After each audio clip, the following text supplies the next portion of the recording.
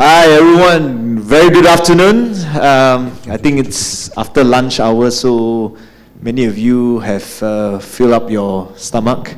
So it's time for some maybe slightly heavy topic, right? Lots of people have been asking about artificial intelligence, and is Malaysia, our country, really the center of it? Just to let you know, with the rise of data centers in Johor, I think most of you are aware that a lot of big investments are coming in, the likes of Microsoft, Amazon, and of course NVIDIA, right? NVIDIA is one of the hottest tech stock for the last 2-3 years, and we're happy to also say that they're bringing the latest Blackwell H100 chips. It's one of the most advanced AI chips to Malaysia. So today we're going to talk more on the generative AI, the AI applications, how it will impact, our investment career, or also the many investment applications. But before we start into a discussion with our esteemed panelists, maybe let's take a look about what's happening in the generative AI, what's happening in today's AI application. Shall we? I think there's 2 videos. Maybe we can take a look. One of the first deepfake videos that really gained national prominence was a video purportedly of Barack Obama. How about this? Simply, President Trump is a total and complete dip. But it was made by the comedian Jordan Peele, showing people just how good a deepfake video of a public figure can look. The problem is, this video looks pretty real. So sometimes you'll see little inconsistencies between when you hear the audio and when the lips move. Sometimes the face might appear a little wooden. Stay woke. One of the first deepfake videos. Dear Singaporeans, the day has come. I am pleased to introduce to you the Quantum AI Investment Project. Starting November 11th, 2023, we have launched a project that will allow everyone to receive guaranteed monthly dividends with minimal investment. The automated trading system makes only the most profitable trades, allowing investors to increase their income. Earnings from $8,000 are absolutely real. The company has made sure that this income is available to everyone. That is why we have reduced the minimum investment amount to $250. All payouts are guaranteed by me personally and my reputation. Okay, thank you for the videos. Yeah, so as you can see, I deliberately took the application of deepfake videos. I think lately it's circulating around big tycoons in Malaysia, or maybe like the likes of Nazir Razak, giving some investment tips and telling you to invest in this and that. So I think these are some of the whilst we agree that AI can better. It's a tool to better our investment decision, also to help us with our investment career. It could also be negatively applied to create confusion and to kind of cheat the public. So our discussion today will be divided into 5 key sections. I think the first section we will kind of introduce how AI is in the various investment careers as well as applications. Second section will be the practical applications. Section 3 will be career-oriented aspects, which I believe most of you here wanting to hear more, whether you should equip yourself with programming or AI applications. Fourth is the future technology in finance with regards to AI and other applications. And last but not least is the ethical considerations.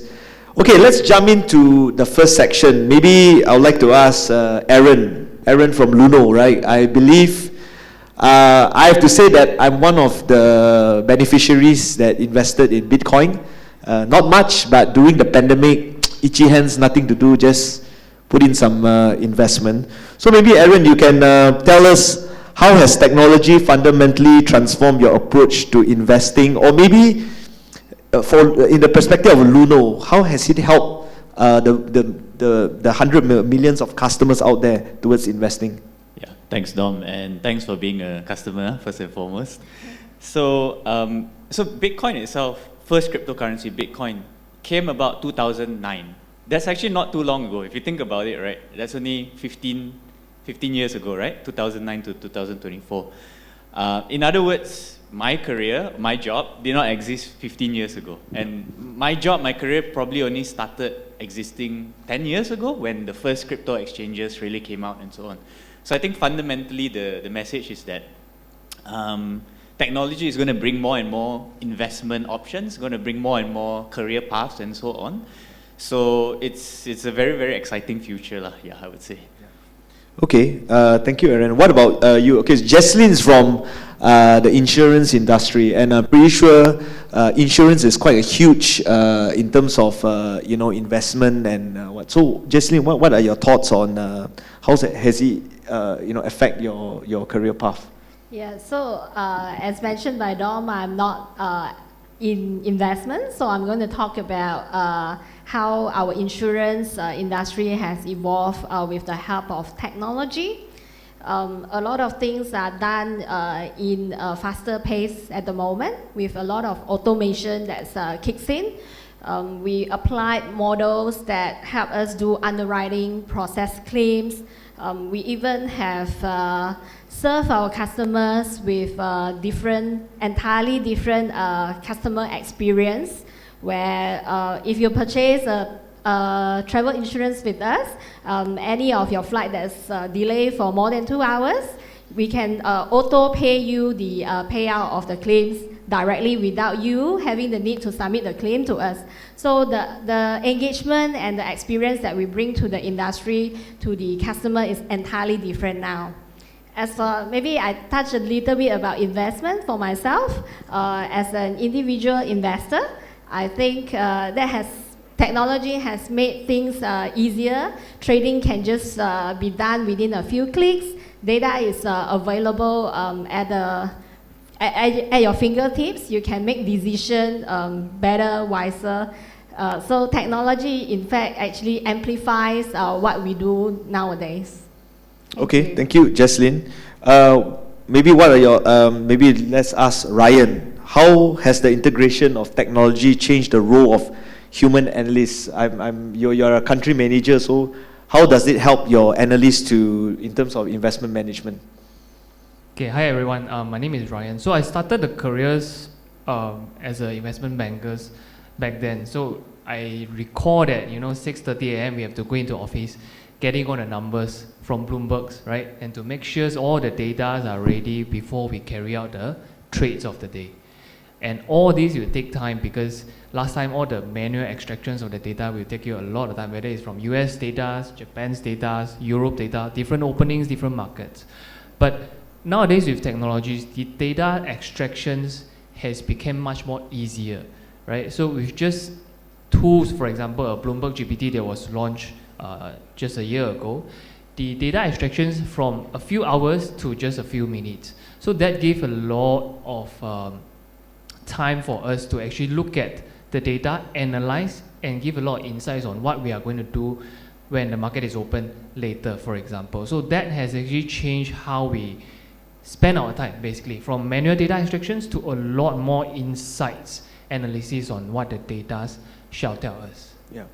That's a good answer, because I think we will touch on section 3 later with regards to career. Will technology overtake the role of a human analyst and in the finance career? But that we will touch on that section later. Moving on to coming to section 2, practical applications. Maybe Aaron, can you tell us, do you believe that the data-driven insights can outperform the traditional investment strategies, or there's still place for intuition and experience? I mean, I have to say that maybe you can tell us more, like robo-advisory. Does it really work in terms of Luno and all these things? What are your thoughts on that?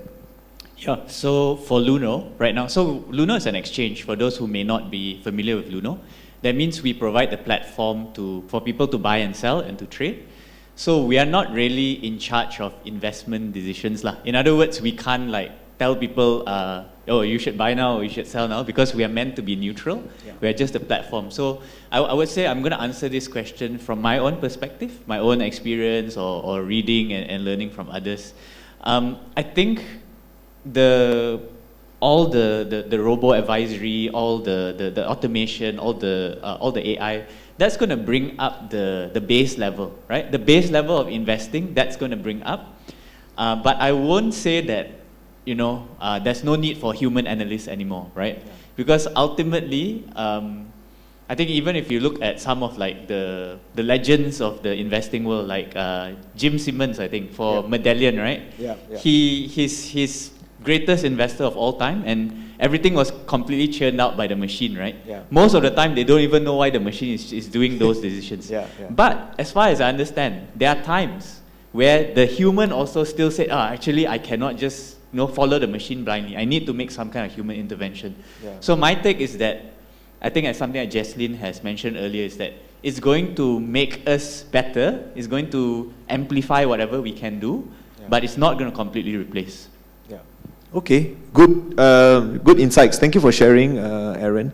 What about you, Jesslyn? Because I think in the insurance industry, it's still maybe more traditional and risk averse. What I understand from how insurance will plan the thing. So maybe from your perspective, how do you think that can it outperform traditional investment?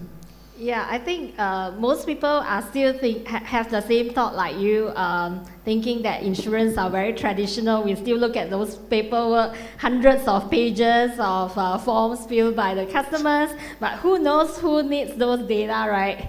But in fact, we have put in technology, we have models applied to perform some underwriting process. Those rule-based straight-through process are now done by the machine itself, and the approval of issuance of policies are done by the machine actually, which you guys don't know. And for Etika, our vision is always making the world a better place.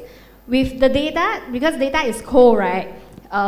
Even though data will tell you, okay, this shouldn't be covered by this policy, but we actually do not believe entirely on that.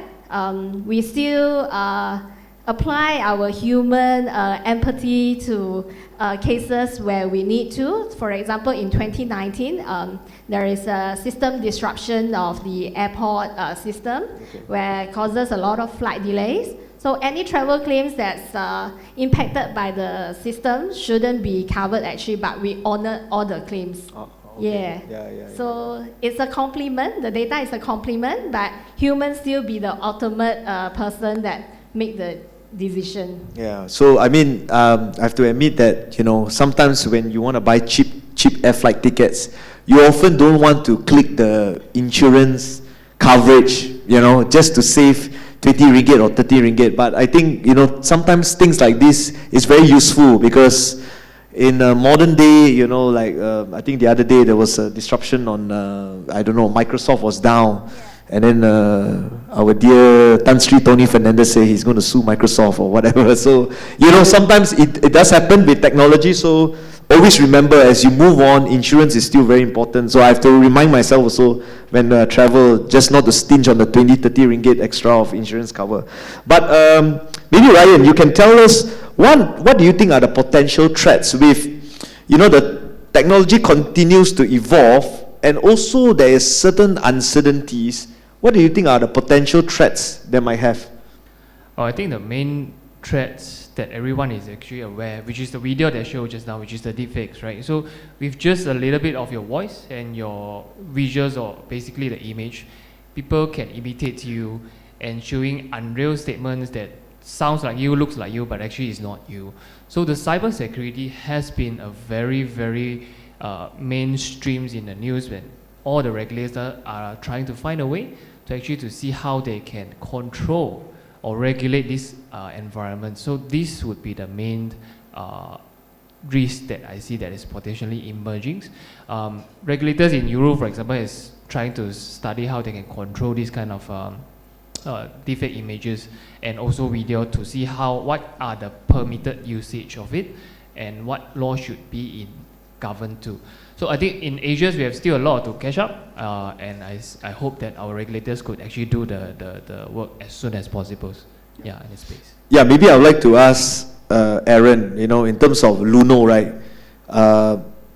Maybe how good is your cybersecurity, protection? I mean, just for the benefits of people who has invested and currently still investing in Luno, what kind of precautions and measures have Luno taken to avoid all these cyber threats? Yeah, putting me on the spot. Yeah. So yeah, I am very confident in the measures, the cybersecurity measures we have at Luno. So we actually have what is called they call it the proof of reserves audit. That's the first thing. So if you allow me to tell a very quick story, right? So few years ago, there was this exchange called FTX in the US that blew up because they basically claim that they have all the customers' funds, but then they actually don't have all the customers' funds. They were taking the customers' funds to invest by themselves, and they lost money, right?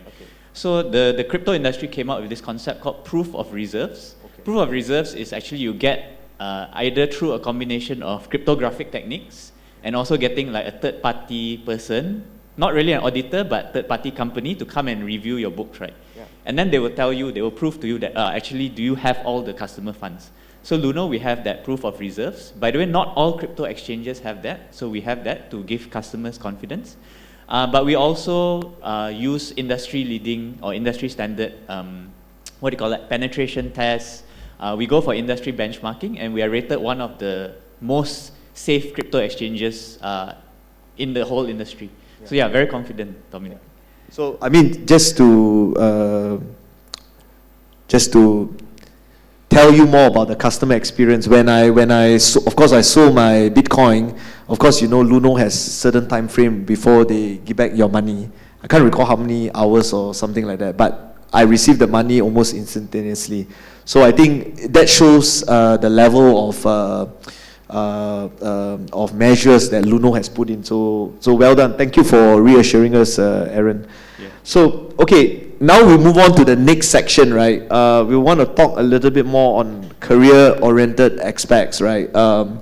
You guys all have the fundamentals in terms of your finance background. Some of you are engineers, are data scientists. So maybe I would like to put Jesslyn on the spot. Like, how has technology influenced the trajectory of your investments or insurance career, and what specific skills do you need to develop to stay competitive? So to stay competitive, I think a lot of our colleagues, even in the investment department, they are on IT. They picked up programming skills. They do their own Python programming, modeling. They build models for monitoring the funds. For example, our fund manager, they built a model to monitor the Malaysia government securities fund. That's allowed them to see what's the worst scenario that they will face and take precautions to overcome or steps to not gone into the worst case. There are also many other models that we built internally that help us, like the ILP fund monitoring, where it has been helping us, keeping us at the #1 position for the past 1 year. One of your CFA colleague, Chu here, he was also one of our fund manager who did all those modeling. I see. Yeah. So Jesslyn, maybe you can tell us more. You mentioned that some of your analysts have built models to help forecast the Malaysian government securities, the MGS yields. How often do you generate that kind of model? Like, do you need to update every month, or how does that work? Not every month, but they do review it, I think, as frequent as a quarter. I see. Or half a year. Yeah. Depends on how volatile the market is. Okay. All right. Thank you, Jesslyn. Ryan, maybe you mentioned earlier that you used to come to office at 6:30 a.m. There's a mark of a very good analyst that comes in early. and read what's happening on Bloomberg and globally, right? So maybe with the rise of AI and automation in finance, do you see that some of the certain roles in the investment industry becoming obsolete, and how can professionals or fresh graduates future-proof their careers? Yeah, I think the best future-proof skills is actually continuously learning, right? So I myself is actually a law graduate when back in university at the time, and then I took on the CFA programs. Following when I joined investment banking, we started to do financial modelings, algorithm tradings, and my role as a digital investment robo-advisory exists only 10 years ago, right? Which is where the regime came about, right? So all this continuous learning, I wouldn't have been able to have the job, for example, if I do not learn continuously and continue to adapt on the latest market development.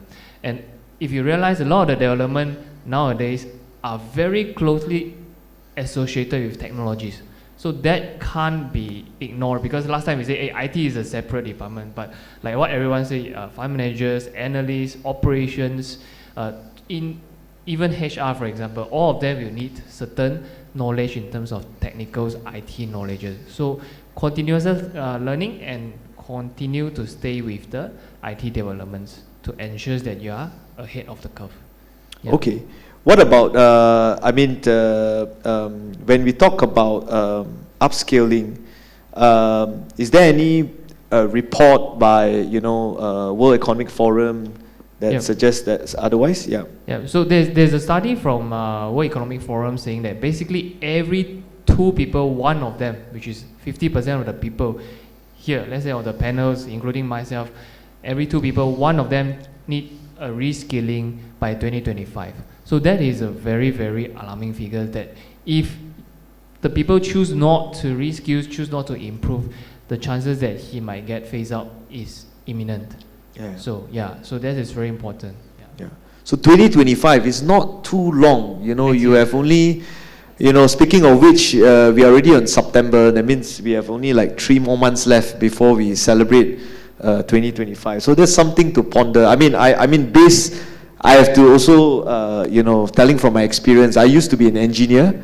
I used to work in the construction. I used to be in a power plant. And then, of course, upskilling, it's only a constant, right? Change is only a constant. So that's why I pick up CFA, something from engineering to investment. And I think that it's pretty rewarding. But after a while, I do feel a bit complacent. And that's where I think I need to look for my next challenge. And a lot of people have been asking me, Dominic, you should do ESG or whatever. So something that I need to also push myself, because once you get quite complacent, you don't want to move from your comfort. So thank you, I think, Ryan, for sharing that by 2025, we all need to do something better. So something to look forward for a New Year resolution, yeah? Maybe just to put Aaron on the spot again, maybe from Luno's perspective, are there any specific training programs or courses you would recommend for people that wants to work for Luno or want to upskill themselves before coming into Luno? So I think CFA itself has some blockchain and cryptocurrency modules, which I think that's like, when I first saw that like a few years ago, wow, Bitcoin crypto is like being more and more accepted everywhere. Yeah. So I think that would be a very interesting one, relevant to CFA. Yeah. Something quite interesting about the Bitcoin crypto world is that a lot of it is what we call permissionless, right? Permissionless meaning that you can try it on your own, right? You don't need to go learn from a university or so on. So I would encourage any young people in the crowd today, like if you've not like tried some of the decentralized finance things. By the way, these are not on Luno itself. Yeah. But for example, you can buy a crypto on Luno, and then you can send it to a decentralized finance platform abroad, and just try, because what decentralized finance platforms are trying to do is trying to replicate some of the, I would say, traditional finance mechanisms. For example, you can do lending, you can do borrowing, you can do like auto searching for yields and so on, but completely in the decentralized finance world using cryptocurrencies. So again, all this is like, for many people, it's just like their hobby, their side thing. They just go do for fun, right? Yeah. But if you're interested in a career in crypto, because it's so young, definitely these kind of things will give you the advantage. Okay, thank you, Aaron. There's something new. Maybe something that I should consider as well to keep upskilling myself. Okay, moving on to section 4, the future of technology in finance. Maybe again to Jaslyn. You know, the integration of technology in maybe say insurance is evolving, right? And also, how do you envision technology continuity to revolutionize investment strategies and career development over the next decade? So, with the advancement, and I think the young ones now are having more exposure to many different online platforms or data that's available. Things gonna get more sophisticated, and predictions gonna be more accurate. So I think it's gonna change the whole landscape of investment and also the insurance industry. Yeah. Okay, thank you. Maybe back to Ryan. Any potential risk of over-reliance on technology in investment decisions, and how can this be mitigated? Yeah, I think, okay, so from investment management's perspective, where I think a couple of weeks ago we have a flash crash where Japan dropped about 11% on a single day.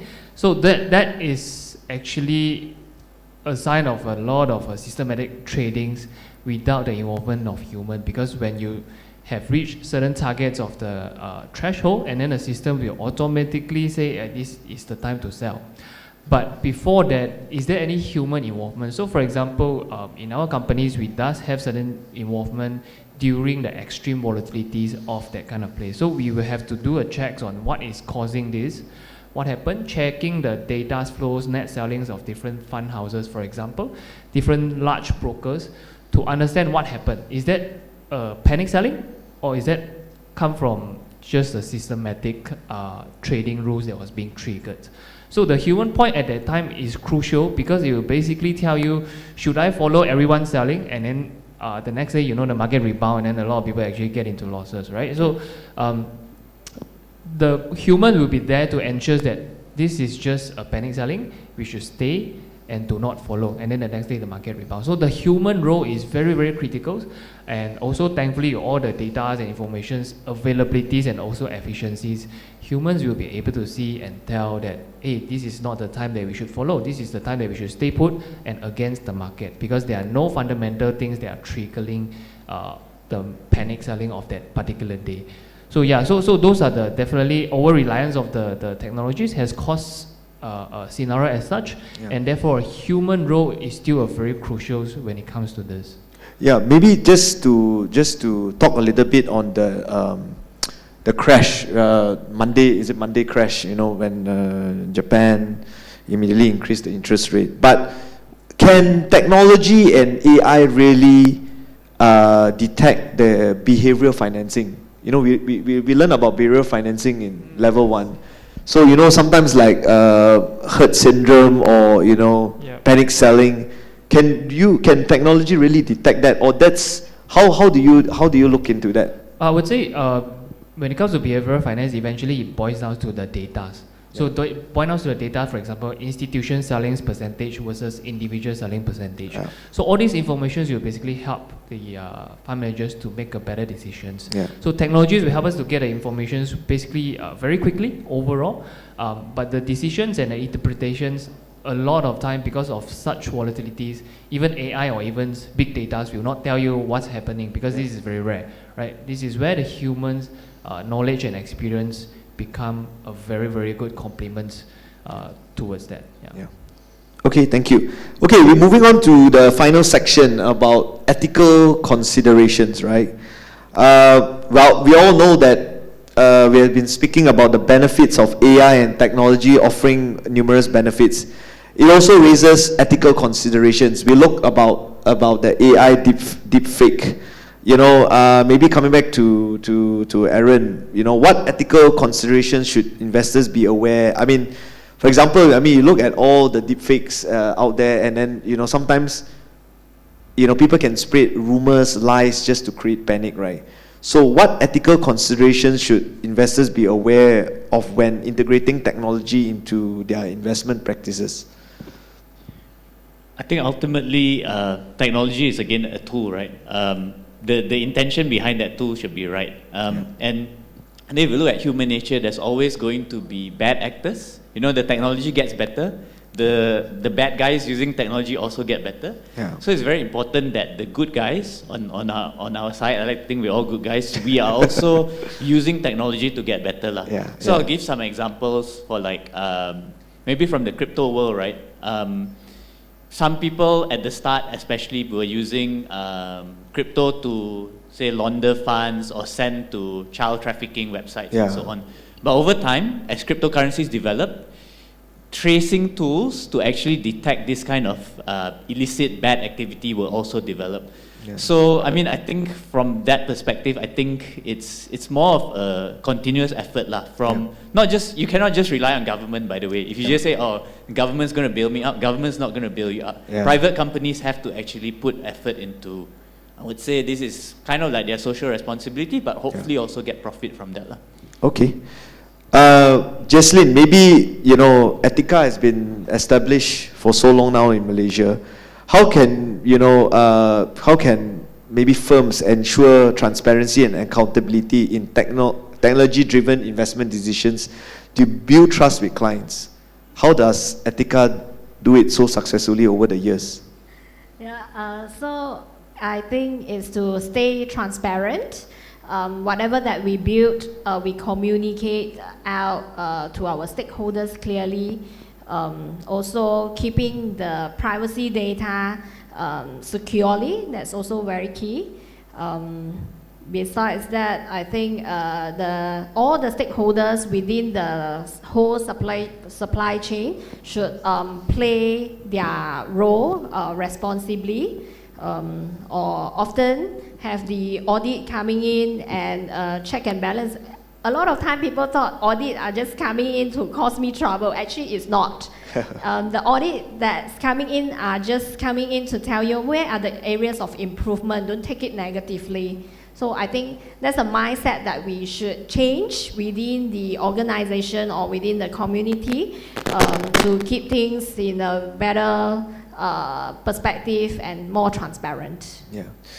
Maybe Ryan, of course, when times are good, returns are good, client will always praise you, say you're the best fund manager in the world. But what about when even you do the right thing, even technology and AI tells you that's the right thing to do, but client loses money and they will curse you. How do you manage that? Okay, so a lot of time managing the customer expectation is one of the toughest. I think whether it's Runos, Etikas, or even us, customers always has the expectations that I want to make double-digit return with no risk, most of the time, right? So which is why the deepfakes video was created by that to lure the innocent people to go into this kind of scam or frauds. But how we do is we always have the continuous educations towards our clients, saying that this is the market. Market always have risk. If you want to have that kind of returns, there are always risks associated, right? So to manage the clients' upfronts and expectations when they're opening account, continue to do transactions during our webinars, during our onboardings, it's our duties to tell them that, hey, this is, before we help you to invest, this is what you should know. And if you don't know any of it, it's our problem, because we have to make sure this layman enough for you to understand what we are going to invest. What is the market risk? So with that, the clients will then feel more comfortable. And secondly, a lot of times investment management has also shifted towards a profit-driven fees charge model. So for example, we only charge fees when you make profit, but we do not charge fees when you are not making profits to align. So the market has moving into such ways, and this has also drawn a lot of the attentions and also collaborations from us with all the institutions who are managing their corporate monies, for example. So from giving that educations to align our revenues, against our clients' profitability has become the two main things that we are committed to. Okay, thank you, Ryan. Okay, I think we are running out of time. So that's, I think we touch a lot on the 5 key sections. So now let's open up to Q&A, and maybe some of you would like to ask more questions to the panelists. Okay, the first one, market is manipulated by big player. Do you agree? Very interesting question. Anybody who wants to take up that? I think you're referring more to equities, right? I think in this case, equity market. Maybe Ryan, you want to? Okay, so this is a very broad question where market is manipulated by big players. I used to think that. I grown up in 1997 when the Malaysia crisis happens, and then this is where everyone you can see from kopitiam uncles to aunties saying that markets are manipulated by crocodiles. But let me tell you that after along the way, when I getting more understandables towards the market, a very efficient market, it's basically impossible to control, to be honest, because the market is, when the market is huge enough, when there are so much liquidities, it's close to impossible to manipulate any movement of the market. Market is always a reflection of what the majority expect it will be, right? And if you want to change the expectations of majority of the investors overnight, it's almost impossible. But it's throughout a lot of the, for example, economic cycles, market sentiments towards what the investors think and behave, and it doesn't happen overnight or just by simply manipulations. Of course, I can't rule out saying that there could be a small percentage of certain illiquid stocks are being manipulated, right? But these are very, very rare, and it's even getting more scarce when, for example, we have blockchain technologies coming in where it's basically hard for people to do these kind of manipulations nowadays. Yeah, getting harder and harder and almost impossible. Yeah. Okay, thank you, Ryan, for very comprehensive answer. Okay, the second question, I think is about is it about crypto? Yeah, so maybe to Aaron, with the growing trend of governments and institutions regulating crypto, how do you see decentralization evolving in the next 5 to 10 years? Yeah, I would say that with any new technology, it tends to follow a similar trend. The trend of new technology is usually it's going to be used by criminals first. Usually it's going to be used by criminals. Internet, similar. Okay, internet was a military technology, but first time internet came out, people are using it for illicit fund movement, money laundering. Sounds a bit similar to what people said about crypto at the start, right? Yes. So I think any new technology is going to be regulated one. To become mainstream, it has to have some level of regulation.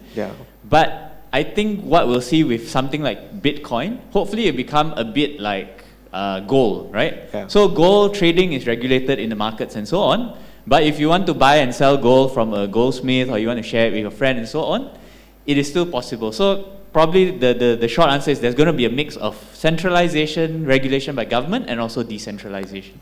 Okay, perhaps we take one more question because I think time is up.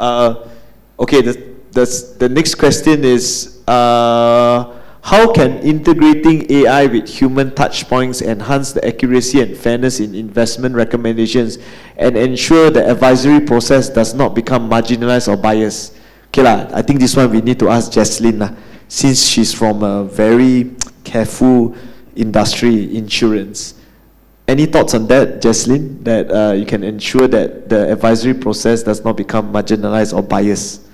Yeah, so the data that we used to integrate into all these analysis shouldn't be one-sided.